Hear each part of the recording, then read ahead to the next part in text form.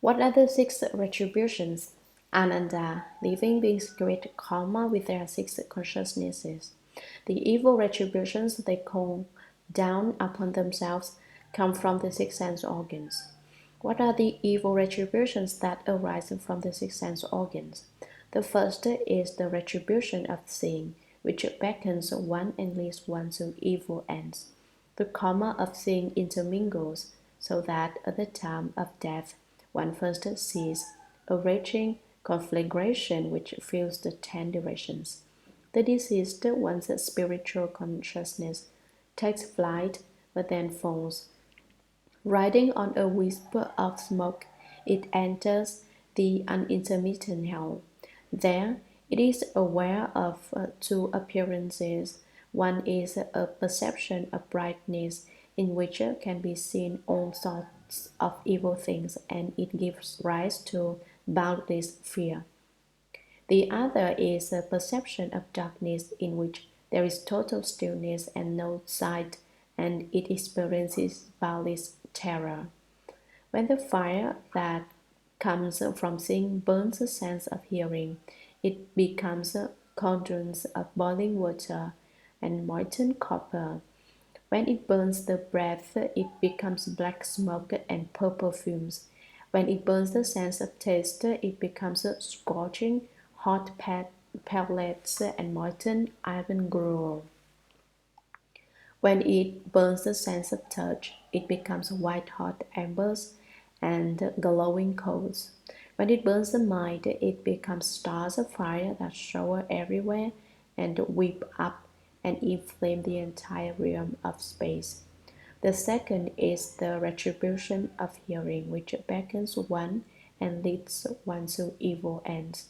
The karma of hearing intermingles, and thus at the time of death, one first sees gigantic waves that drown heaven and earth.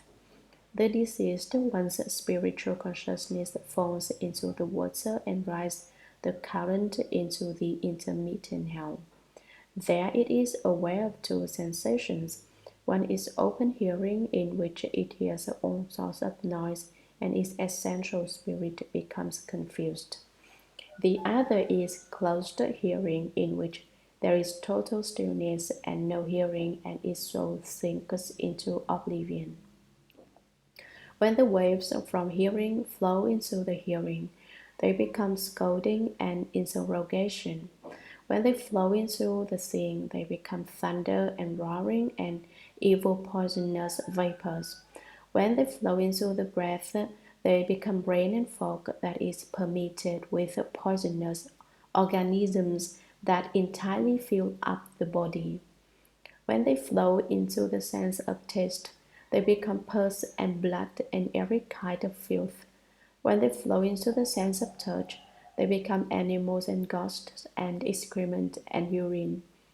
When they flow into the mind, they become lightning and hail, which ravage the heart and soul. The third is the retribution of smelling, which beckons one and leads one to evil ends. The karma of smelling intermingles, and thus at the time of death, one first sees a poisonous smoke that permeates the atmosphere near and far. The deceased one's spiritual consciousness wells up out of the earth and enters the intermittent hell. There it is aware of two sensations. One is unobstructed smelling, in which it is thoroughly infused with the evil vapors and its mind becomes distressed.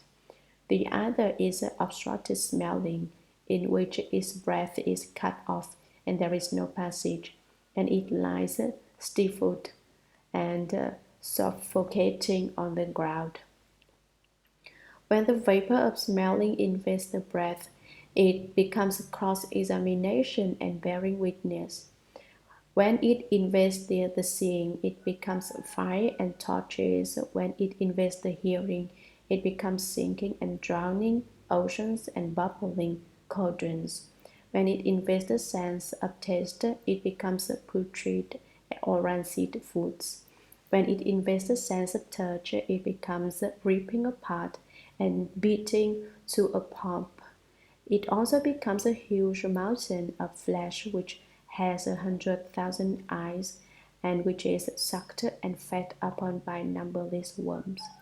When it invades the mind, it becomes ashes, pestilent airs, and flying sand and gravel, which cut the body to ribbons. The fourth is the retribution of tasting, which beckons one and leads one to evil ends. This karma of tasting intermingles, and thus at the time of death one first sees an iron net ablaze with a raging fire that covers over the entire world. The deceased one's spiritual consciousness passes down through this hanging net, and suspended upside down, it enters the unintermittent hell. There it is aware of two sensations. One is a sucking air, which congeals into ice so that it freezes the flesh of his body. The other is a spitting blast of air, which spews out a raging fire that roasts his bones and marrow to a pulp. When the tasting of flavors passes through the sense of taste, it becomes what must be acknowledged and what must be endured. When it passes through the seeing, it becomes burning metal and stones. When it passes through the hearing, it becomes sharp weapons and knives. When it passes through the sense of smell, it becomes a vast iron cage that encloses the entire land. When it passes through the sense of touch, it becomes bows and arrows, crossbows and darts. When it passes through the mind, it becomes flying pieces of molten iron that rain down from out of space. The fifth is the retribution of touching, which beckons one and leads one to evil ends. The karma of touching intermingles, and thus, at the time of death, one first sees huge mountains closing in on one from four sides, leaving no path of escape. The deceased one's spiritual consciousness then sees a vast iron city, fiery snakes and fiery dogs, wolves, lions, ox-headed jail keepers, and horse-headed rakshasas brandishing spears and lances drive it into the iron city toward the unintermittent hell. There, it is aware of two sensations. One is touch that involves coming together, in which mountains come together to squeeze its body until its flesh, bones, and blood are totally dispersed. The other is touch that involves separation, in which knives and swords attack the body, ripping the heart and liver to shreds. When this touching passes through the sensation of touch, it becomes striking, biting, stabbing, and piercing. When it passes through the seeing, it becomes burning and scorching. When it passes through the hearing, it becomes questioning, investigating, court examinations, and interrogation. When it passes through the sense of smell, it becomes enclosures, bags, beating, and biting up.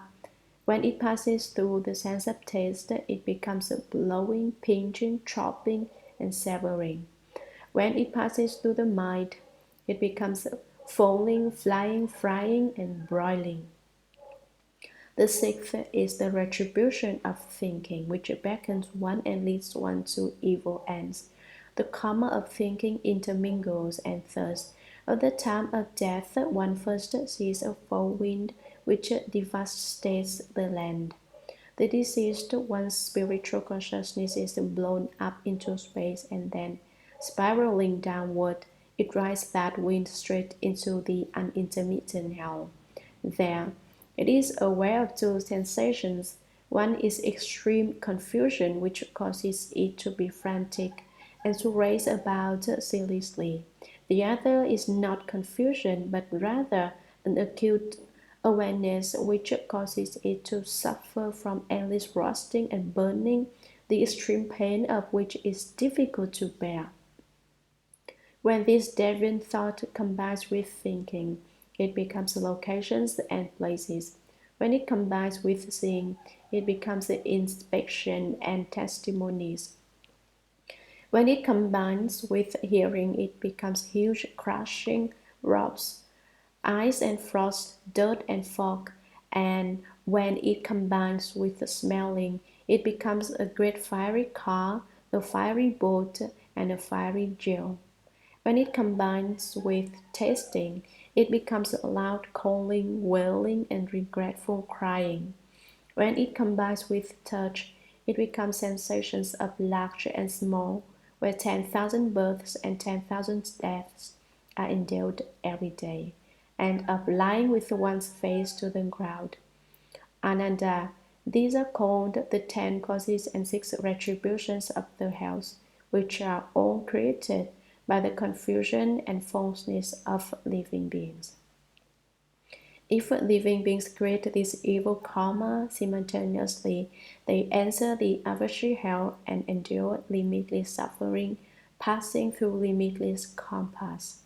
If each of the 6 sense organs creates them, and if what is done includes each state and each sense organ, then the person will enter the 8 unintermittent hells. If the 3 karmas of body, mouth, and mind commit acts of killing, stealing, and lust, the person will enter the 18 hells. If the 3 karmas are not all involved, and there is perhaps just one act of killing and or of stealing, then the person must enter the 36 hells. If the sense organ of sight alone commits just one karmic offense, then the person must enter the 108 hells. Because of these, living beings who do certain things create certain karma, and so in the world they enter collective hells, which arise from false thinking and which originally are not there at all. And then Ananda, after the living beings who have ascended and destroyed rules and deportment, violated the Bodhisattva-precepts, slandered the Buddha's nirvana, and created various other kinds of karma, passed through many karmas of being burned in the inferno. They finally finish paying for their offenses and are reborn as ghosts. If greed for material objects was the original cause that made the person commit offenses, then after he has finished paying for his crimes, he takes shape when he encounters material objects, and he is called a strange ghost. If it was greed for lust that made the person commit offenses, then after he has finished paying for his crimes, he takes shape when he encounters the wind, and he is called a drought ghost. If it was greed to lie that made the person commit offenses, then after he has finished paying for his crimes, he takes shape when he encounters an animal, and he is called a main ghost. If it was greed for hatred that make the person commit offenses, then after he has finished paying for his crimes, he takes shape when he encounters worms, and he is called a cool poison ghost. If it was greed for animosity that made the person commit offenses, then after he has finished paying for his crimes, he takes shape when he encounters degeneration, and he is called a pestilence ghost. If it was greed to be arrogant that made the person commit offenses, then after he has finished paying for his crimes, he takes shape when he encounters gazes, and he is called a hungry ghost. If it was greed to be unjust to others that made the person commit offenses, then after he has finished paying for his crimes, he takes shape when he encounters darkness, and he is called a paralysis ghost. If it was greed for views that made the person commit offenses, then after he has finished paying for his crimes, he takes shape when he encounters essential energy, and he is called a Wang Liang ghost. If it was greed for deception that made the person commit offenses, then after he has finished paying for his crimes, he takes shape when he encounters brightness, and he is called a servant ghost. If it was greed to be litigious that made the person commit offenses, then after he has finished paying for his crimes, he takes shape when he encounters pupil, and he is called a messenger ghost. Ananda, such a person's form is due to his totally emotional level of functioning. When his karmic fire has burned out, he will rise up to be reborn as a ghost. This is occasioned by his own karma of false thinking. If he awakens to Bodhi, then in the wonderful perfect brightness there isn't anything at all.